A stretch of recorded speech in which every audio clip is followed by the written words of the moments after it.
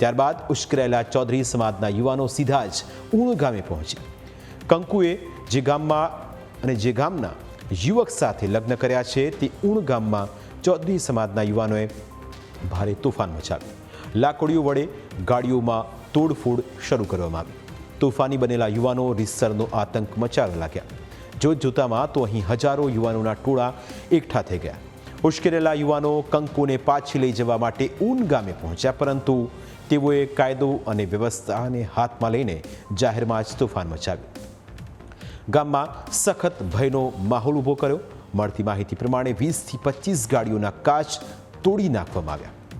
અગળના ઉણ ગામમાં ચૌધરી સમાજના લોકોએ તોડફોડ કરતા જ રબારી સમાજના લોકો પણ મેદાને આવ્યા।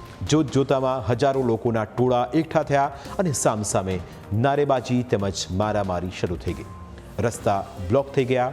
ઉશ્કેરેલા ટોળાએ અનેક વાહનોના કાચ તોડી નાખ્યા તેમજ કેટલાય ઘરોમાં પણ પથ્થરમારો કર્યો, જેના કારણે વિસ્તારમાં ભય અને ચિંતા ફેલાઈ।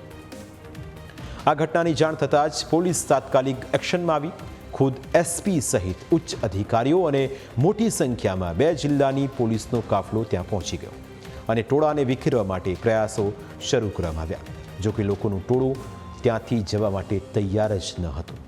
ઉશ્કેરાયેલા ટોળાએ કાયદો હાથમાં લીધો। તોફાની બનેલા યુવાનોએ પોલીસ પર પથ્થરમારો કર્યો। પથ્થરમારાને પગલે પોલીસ પણ પહેલેથી જ હેલ્મેટથી સજ્જ થઈને આવી હતી, પરંતુ ટોળું વધારે ઉશ્કેરાતા આખરે પોલીસને પણ હળવો લાઠીચાર્જ કરવાની ફરજ પડી।